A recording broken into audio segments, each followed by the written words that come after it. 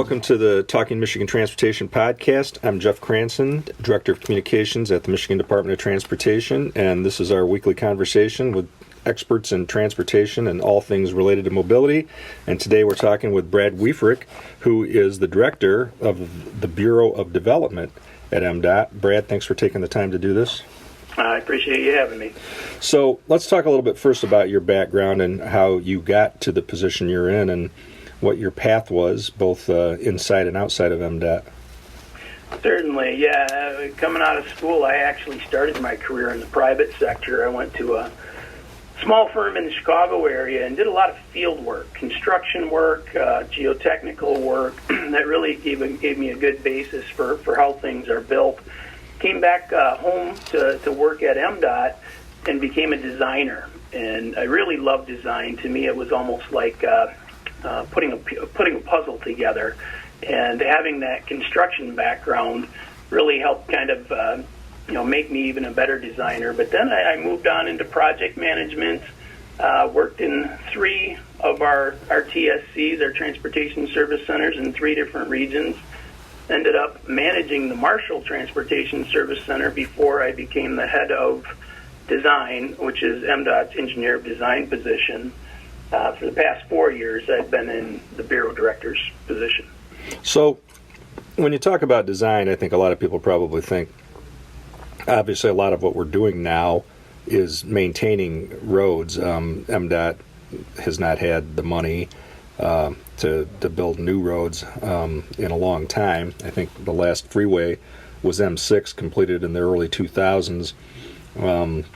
Outside of the Constantine bypass, a 2-lane bypass around a city in southern Michigan, and the M231 bypass in Grand Haven, which is another 2-lane highway that's hoped to be bigger someday. We just haven't done a lot of new building. So what's involved in design if the road is already there? Well, that's a good question. New construction on a clean slate is quite a bit different. But the concepts are still the same. We still need to be able to provide the geometry from a pure design standpoint to fit into the existing environment. And that's probably one of the more difficult things. It's easier, in my opinion, to design a new roadway where one isn't already there. When you have an existing roadway, there's quite a few more constraints. Yeah. Okay. Well, that makes sense. So, talk about how it's changed over the years. Not to date you by any means, but these things do evolve. It has changed. Obviously, a lot of things have changed, and technology has been moving right along. When I was a designer, yes, we did design on computers. I wasn't, ink and pens and whatnot, but things are changing now, mainly with respect to the output, the deliverable that we give to our construction partners, contractors, and our inspectors for what they actually use in the field and what is the contract vehicle. So for many, many years, we would have a set of plans. Everybody can imagine a set of blueprints, big sheets that you can roll out on the hood of a pickup truck out in the field to take a look at. We are still providing a form of those, but they're now electronic. They're PDF image type files that you can look at on the computer screen. You can print them out if you want. We're actually moving more and more to fully electronic deliverables. Things that the contractor can use from a 3-dimensional perspective on how the road is built, how the slopes come together, how the alignment of the road raises and falls and turns within the environment. So that's probably the biggest thing that I'm seeing is, yes, we're still designing. We still have to have alignments and cross sections, and water still runs downhill just like it used to. But the actual files and deliverable that we give to our partners in the field is really what's changed. And it is a natural progression. I think the biggest thing we need to understand, though, is how people can consume it differently. Like I said, you used to be able to roll a set of plans, or still can roll a set of plans out on the hood of the pickup truck while you're looking around and pointing at things in the field. eventually that'll be all on your laptop or your tablet or some other electronic device. So part of designing a project is putting together estimates and having up-to-date information on material and labor cost. And those are all things that your bureau factors into design, I assume. Absolutely. We have within our quality assurance section in the design division a unit that's dedicated to specifications and estimates. It's a big part of what we do at MDOT, because even when we program a job, 5 years out for inclusion in our 5-year transportation program, we need to have a pretty good idea of what that final estimate's going to be. MDOT contracts are based on pay items, so items of work. Imagine a ton of asphalt or a square yard of 10-inch concrete.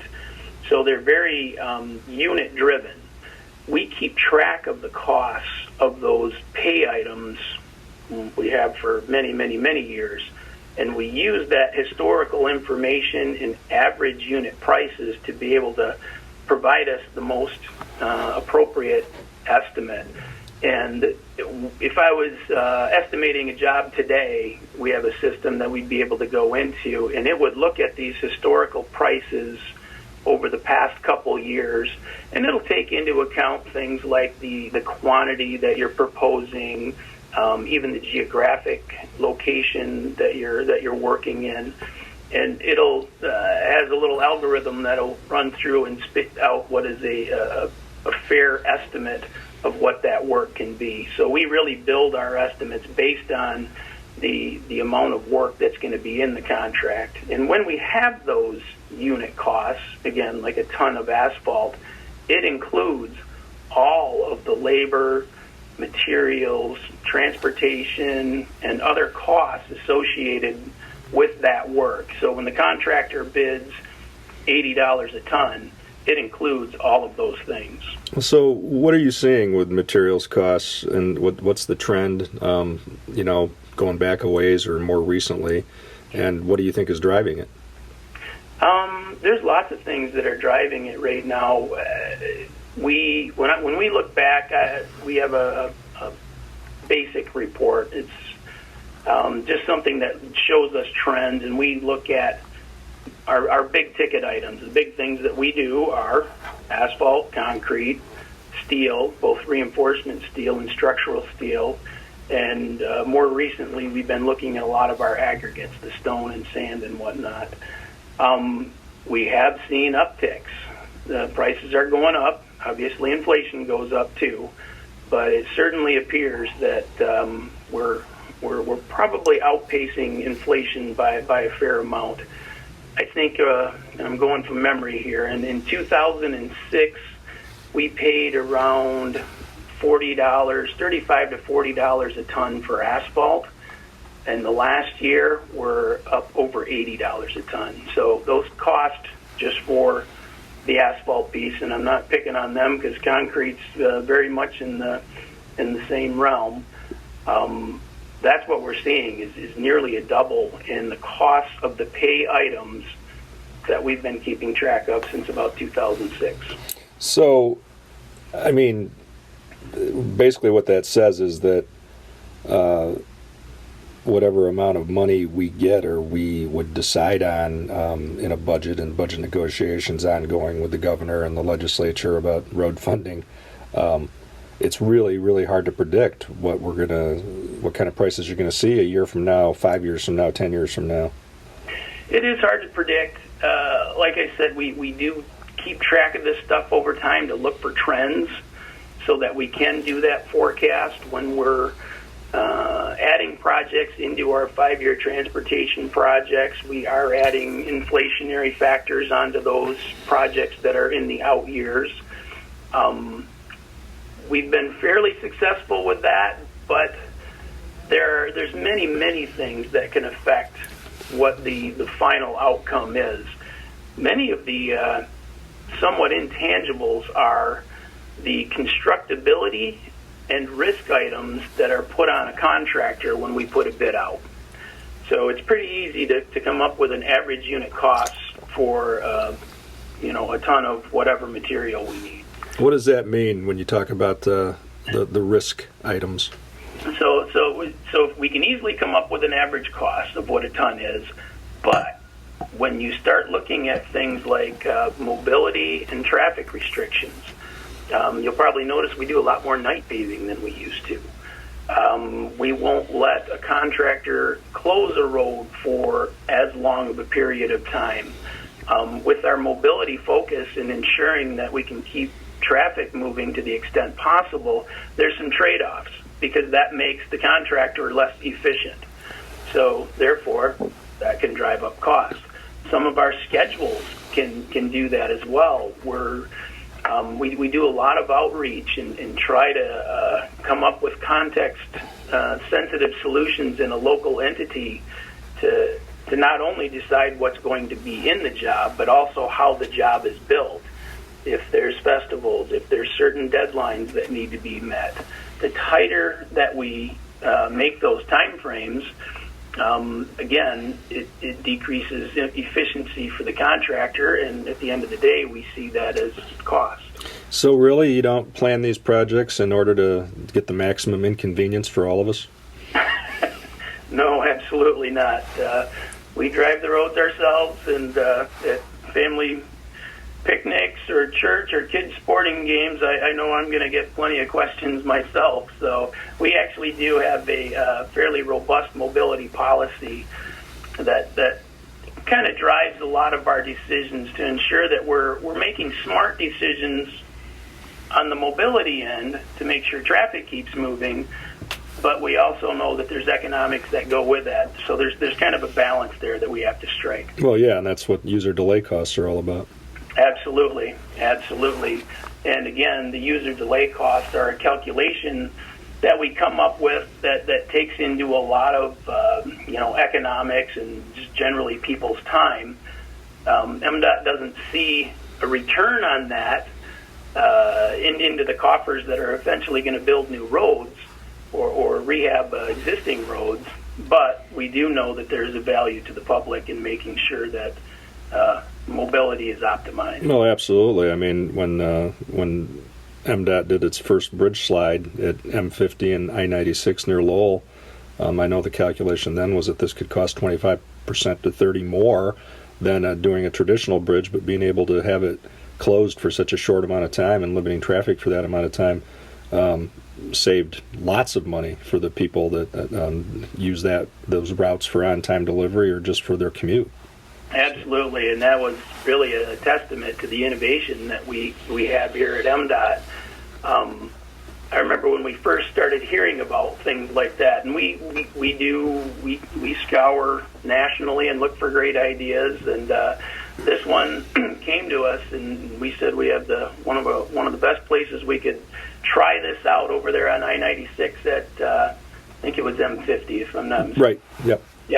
Yeah, and to be able to reconstruct an entire bridge without interrupting traffic for more than maybe a day or two was amazing. Yeah, it really was. I think I'll see if I can find our time lapse from that and post it with the show notes.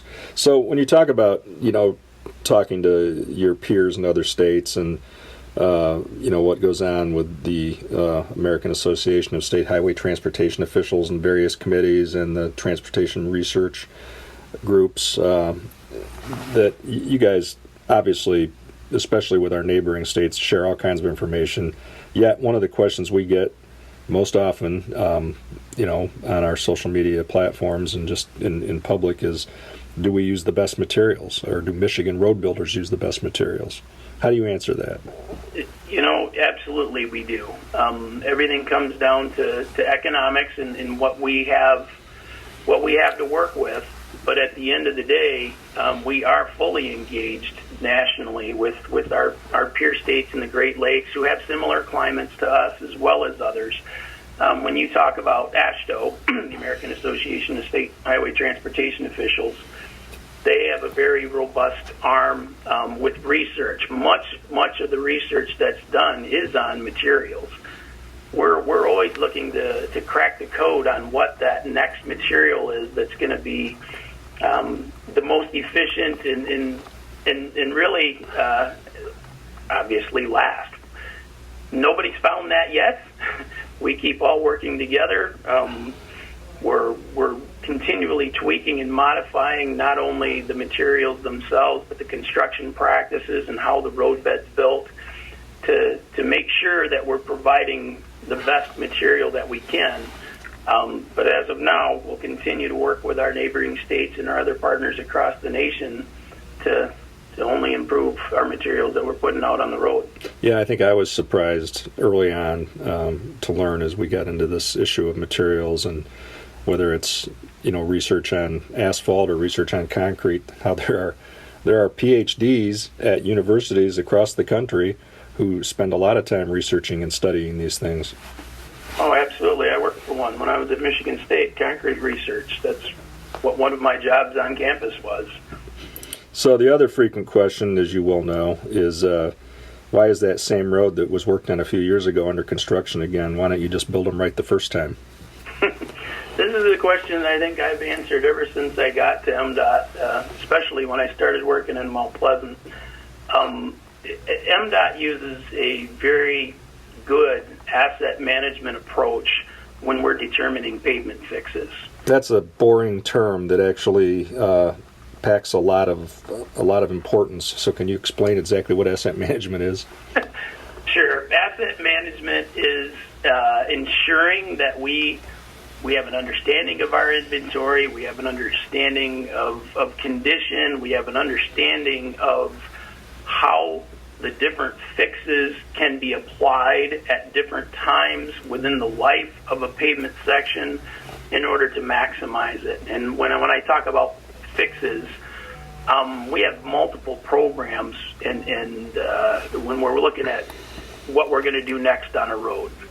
Assuming we're able to reconstruct a road, it's brand new, it may have 20 to 30 years of estimated life if we just set it out there and did nothing but plow snow and maybe some other minor maintenance. Through our asset management approach, we know we want to do the right job at the right time to extend that life as long as it can. We typically start with a capital preventive maintenance type fix. Those are the crack seals, those are the chip seals, microsurface, kind of fairly small, inexpensive fixes. But when you do that work on a roadway that's still in pretty good shape, you're kicking the life expectancy out even further.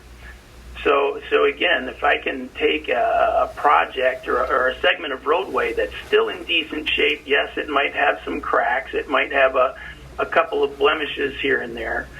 If I hit that at that time, my cost to fix is far, far lower than it would be if I let it deteriorate further. We can only do those types of fixes for so long. You'll see us out there doing a crack seal and then a chip seal, and then maybe a few years down the road, we're beyond that. Now we need to get into a rehabilitation fix. Rehabilitation, that's where you're going to see the bigger paving.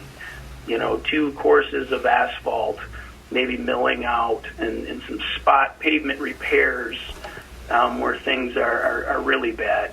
Again, extending the life as far as you can with the cheapest fix. The goal is to prolong the need for a complete reconstruction. By the time we get to a complete reconstruction, your costs are very high. Your time to get the work done and get it out there are far further.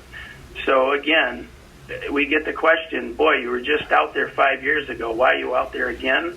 The reason is we're trying to keep the thing in good shape so we eliminate the need for a far more expensive and far more impactful project to businesses or motorists. So really that sense of innovation, that culture of innovation and being a kind of a pioneer and really a national leader, recognized national leader in asset management has been all about necessity. It's because MDOT has had to be.